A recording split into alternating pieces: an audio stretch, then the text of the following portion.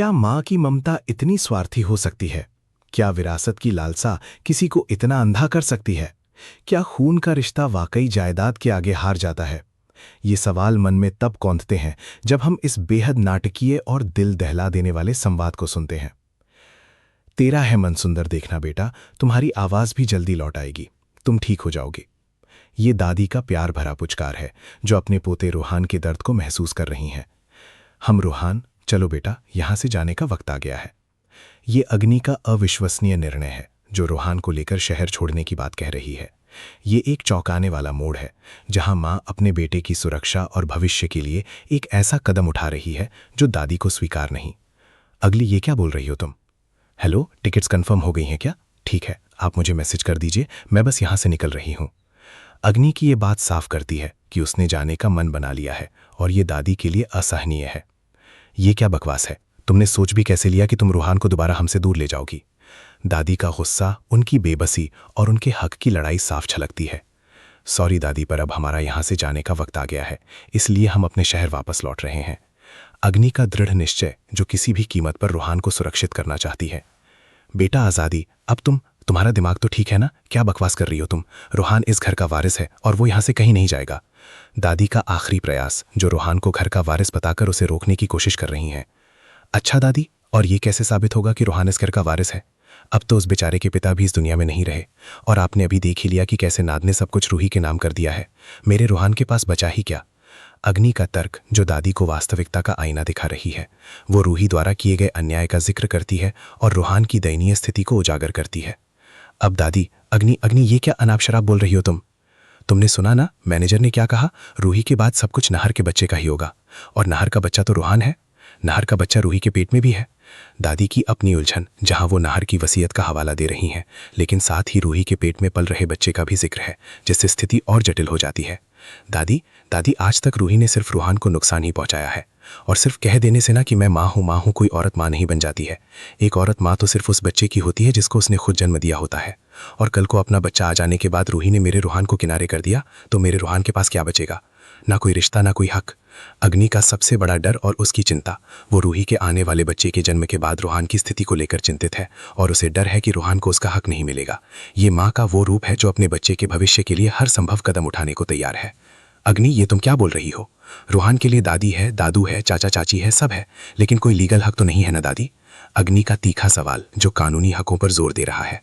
वो जानती है कि सिर्फ प्यार और रिश्ते जायदाद के सामने काफी नहीं होंगे। एक तो मेरे बच्चे की आवाज चली गई है, कल को अगर भगवान ना करे उसकी आवाज कभी वापस नहीं आई तो वही तो सब कुछ अपने जन्म बच्चे को दे देगी। और वैसे भी दादी, रूहान से ज्यादा उस बच्चे का हक होगा, और कल को बड़े हुए ना तो क्या पता वो बच्चा मेहनत को नौकर बना देगा। अग्नि की आशंकाएं जो उसके दिल पर भारी पड़ रही हैं, वो अपने बेटे की विकलांगता के डर से ग्रस्त है और भविष्य की अनिश्चितताओं से जूझ रही है। नहीं, ऐसा कुछ नहीं होगा, मैं ऐसा होने नहीं दूंगी, सब कुछ नाहर के पहले बच्चे का ही होगा। दादी का अटूट संकल्प जो रूहान को न्याय दिलाने के लिए दृढ़ है। पंडित जी अभी तक नहीं आए। एक सामान्य वाक्य जो आगे आने वाले एक महत्वपूर्ण पल का संकेत देता है। ओके साहब, आप शांति पाठ के लिए आए हैं? ये प्रश्न संकेत देता है कि माहौल में कुछ अशांति है। सॉरी धर्म जी, पर मुझे यहाँ बुलाया गया है। किसने बुलाया है आपको? मैंने बुलाया है। ये एक नया किरदार वकील साहब का परिचय देता है और ये बताता है कि ये सब कुछ सोची समझी साजिश का हिस्सा है। माफिया ऐसे समय पर वकील साहब को घर पे क्यों बुलाई है? ये प्रश्न दादी के मन में उठ रहे संदेहों को व्यक्त करता है। वकील साहब, मैंने जो आपसे पेपर्स लाने को कहे थे वो आप ले आए? अग्नि का ये वाक्य खेल में एक नया आयाम जोड़ता है। उसने पहले से ही कुछ कागजात तैयार करवाए हैं। माँ, ये कैसे पेपर हैं? इन पेपर्स के मुताबिक आज से ये घर, ये प्रॉपर्टी, ये जायदाद, ये सारा बिजनेस, सब कुछ रूहान के नाम होगा। ये सबसे चौंकाने वाला खुलासा है। अग्नि ने अपनी सूझबूझ और वफादारी से ये साबित कर दिया है कि वो रूहान के लिए खड़ी है। अरे रूहान अभी बहुत छोटा है, आप उसके नाम पे सब कुछ कैसे कर सकती हैं? ये प्रश्न स्वाभाविक है, लेकिन अग्नि का अगला जवाब सब कुछ बदल देता है। वकील साहब, इन्हें बताइए ये मैं कैसे कर सकती हूँ? अग्नि का आत्मविश्वास। देखिए, सारी प्रॉपर्टी रूहान के नाम हो सकती है, पर हाँ, जब तक वो 18 साल का नहीं हो जाता तब तक उसके माँ बाप ही उसकी प्रॉपर्टी की देखभाल करेंगे। वकील का स्पष्टीकरण जो अग्नि की योजना को पूरी तरह से स्थापित करता है। माँ जी, आप ऐसा कैसे कर सकती हैं? घर में और भी तो बच्चे हैं, आपको नहीं लगता कि सभी को बराबर का हक मिलना चाहिए? सोनी का हस्तक्षेप जो परिवार के अन्य सदस्यों के हितों का प्रतिनिधित्व करती हैं। सोनी, तुम शायद भूल गई कि नाहर के दादाजी की वसीयत के मुताबिक ये सब कुछ नाहर के बच्चे का होना था। दादी का पलटवार जो वसीयत का हवाला देकर सोनी के तर्क को खारिज करती हैं। मैं बस यही चाहती हूँ कि वो बच्चा रूहान हो और रूहान के 18 साल के होने तक सारी जायदाद और प्रॉपर्टी की देखभाल अग्नि करेगी। दादी का अंतिम फैसला जो न केवल रूहान को उसका हक दिलाता है बल्कि अग्नि की सूझबूझ और वफादारी को भी मान्यता देता है। दादी, पर रूहान की माँ तो मैं हूं ना। ये रूही का हस्तक्षेप है जो अपना हक जताना चाहती है। वाह वाह, पहले तो तुम मेरे पोते को खा गई, अब मेरे पर पोते पर अपना हक जमा कर नाहर की जायदाद हड़पना चाहती हो। दादी का रूही पर सीधा हमला जो रूही के पिछली कृत्यों का उल्लेख करता है। नारी माँ, आप जज्बात में आके गलत फैसला ले रही हैं। अगर नाहर होता तो आपके इस फैसले को कभी मंजूर नहीं करता। रूही का भावनात्मक कार्ड जो नाहर का सहारा लेकर दादी को भावनात्मक रूप से ब्लैकमेल करने की कोशिश कर रही हैं। मैं बस वही कर रही हूँ जो। दादी का अधूरा वाक्य जो उनके दृढ़ संकल्प और रूहान के प्रति उनके प्रेम को दर्शाता है। इस पूरे प्रसंग में अग्नि की माँ के रूप में भूमिका, उसकी दूरदर्शिता और रूहान के प्रति उसका समर्पण सराहनीय है।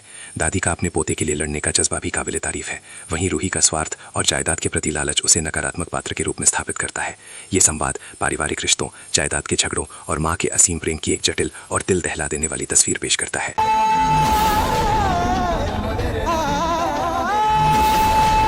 नार जिंदा कैसे लौट आया?